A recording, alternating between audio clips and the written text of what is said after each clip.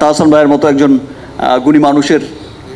গুণী মানুষকে সাথে পেয়ে ইনশাল্লাহ আমাদের এই পথ চলা অনেক সুন্দর হবে। আমরা একসাথে অনেক ভালো কিছু বয়ে নিয়ে আসবো। আজকে শুধু তাহসান ভাইকে নিয়ে কথা হবে। তাহসান ভাইয়ের আসলে কয়টা পরিচয় দেবো আমি মাঝে মাঝে কনফিউজড হয়ে যাই যে আসলে কি বলবো। সিঙ্গার বলবো, আবার হিরো তাহসান ভাই, আবার নাটকের হিরো তাহসান ভাই, আবার সিনেমার হিরো তাহসান ভাই, আবার গীতিকার কি না।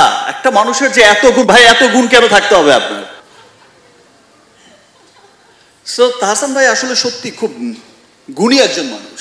দেশের মানুষ যে দেশের কালচারকে ভালোবাসে, দেশের সিনেমাকে ভালোবাসে, দরদ আবারও প্রমাণ করলো। যেটা ঈদ না, কোনো বড় ফেস্টিভ্যাল না, তার মধ্যে আমার দেশের আমরা জানি যে একটু তো সমস্যার মধ্য দিয়ে যাচ্ছে দেশ, তার মধ্যেও যে মানুষ আসছে, সিনেমা দেখছে, হায়েস্ট ওপেনিং দিয়েছে, তাতেই বোঝা যায় যে সত্যি সত্যি দেশের মানুষ দেশের চলচ্চিত্রকে অনেক ভালোবাসে।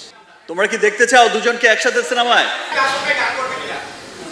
তোমরা দেখতে চাও তো? এবার তাহসান ভাই যদি চায় তাহলে তো হয়েই গেল। যেটা হয়েছে, আমরা তো একসাথেই বাংলাদেশের ইন্ডাস্ট্রিটাকে এগিয়ে নেব। মেগাস্টারের সিনেমাতে আমি গত 25 বছরে একটা গান করতে পারিনি, এটা আমার ব্যর্থতা। সো সামনে ডেফিনেটলি করব। Thank you everyone.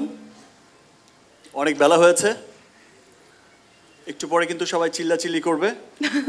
সবার ক্ষুধা লেগেছে? আমাকে দেখলেই হবে?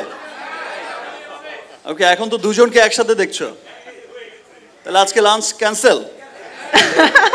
পেট ভরে গেছে। আর একটু আগে বললো তো আমার খরচটা বেঁচে যেত ভাই। আর নেক্সট থেকে যখন তাহসান ভাই আসবে বা আরো অনেক সবাই আসবে, তখন শুধু লাঞ্চ বাদ।